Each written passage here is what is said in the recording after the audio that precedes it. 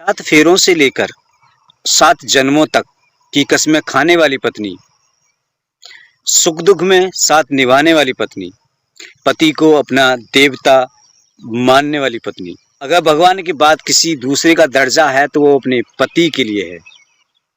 पति को परमेश्वर मानने वाली जब पति के साथ में ऐसा घिनौना काम करती है, वो 7 वचन, 7 फेरे, 7 जन्म सब कुछ भूल जाती है। जब पत्नी के अंदर हवस की आग उठती है तो फिर वो रिश्ते नाते नहीं देखती है। हवस की आग में जब अंधी हो जाती है, वो 7 जन्म का साथ निभाने वाली पत्नी भी बेवफा हो जाती है।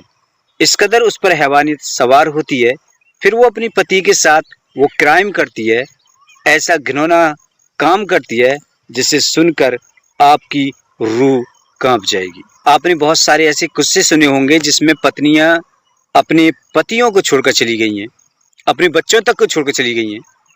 अभी हाल ही में आपने सीमा हैदर को भी देखा होगा कि 4 बच्चे लेकर वो चली आई, और यहाँ का एक मामला देखा होगा कि अपने बच्चों को छोड़कर चली गई। ये ऐसे मामले तो आपने बहुत सारे देखे होंगे, लेकिन आज की जो कहानी है आपको वो हैवानियत देखने को मिलेगी जिसकी आप कल्पना भी नहीं कर सकते हैं। सो हेलो, नमस्कार, आदाब, सत श्री अकाल, कैसे हैं आप सब। मैं सन स्टार हाजिर हूँ फिर से एक और नई सच्ची घटना के साथ में। आज की कहानी मध्य प्रदेश के जिला रीवा के थाना मऊगंज के अंतर्गत निविया गांव से है। एक जंगल में नरकंकाल मिलने से अफरा तफरी का आलम हो जाता है।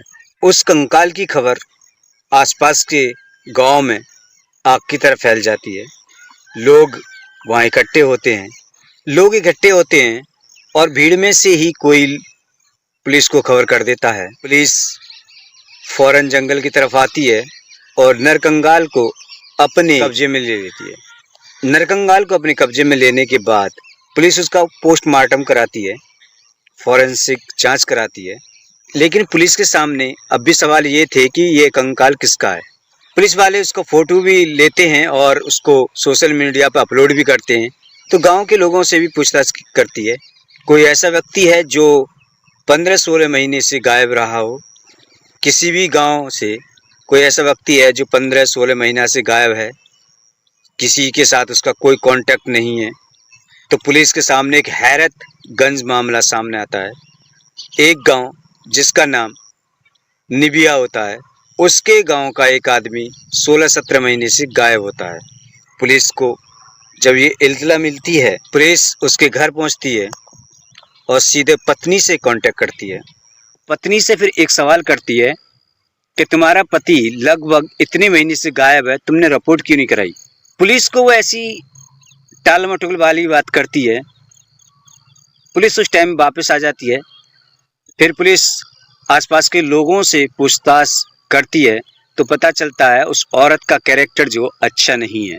अक्सर सुनील पाल और उसकी पत्नी में झगड़ा हुआ करते थे उसके कैरेक्टर को लेकर। जब ये बात पुलिस को पता चलती है तो फौरन पुलिस फिर उसके घर दबिश देती है, और दबिश देने के बाद फिर उसकी पत्नी से सख्ताई के साथ पूछताछ करती है। तो उसकी पत्नी फिर टूट जाती है और वो ये कबूल कर लेती है कि ये अपनी पति की हत्या उसी ने की है।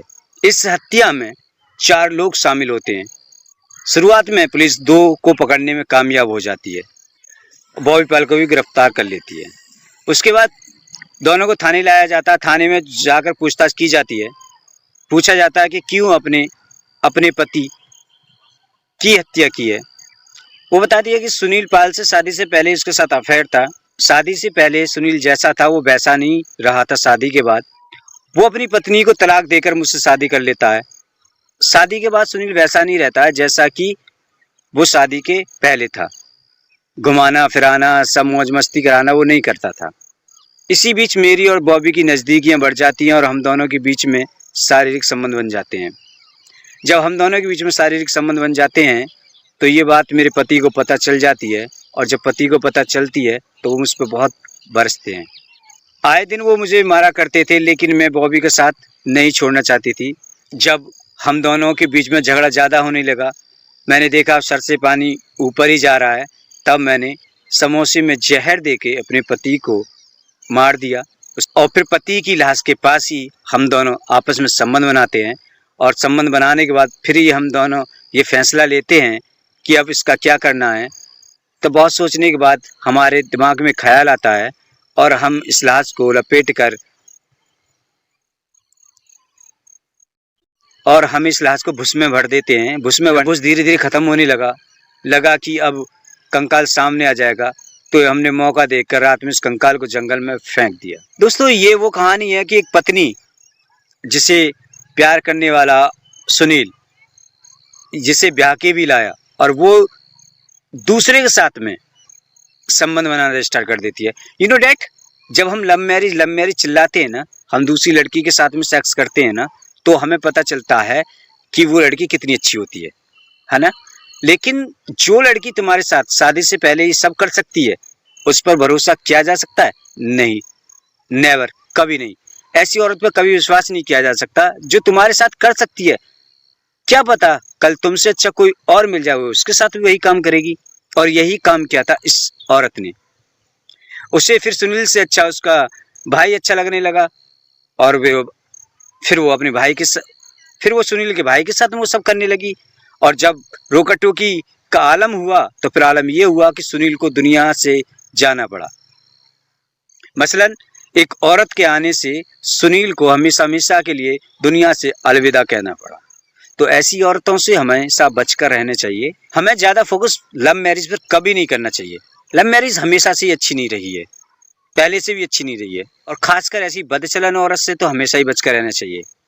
सो आज की क्राइम स्टोरी के बारे में आप क्या कहना चाहेंगे, हमें कमेंट करके ज़रूर बता दें। कहानी कैसी लगी, अच्छी लगी तो लाइक करें, चैनल पर नए सब्सक्राइब करें। मिलते हैं अगली क्राइम स्टोरी में, तब तक के लिए चाहेंगे इजाज़त।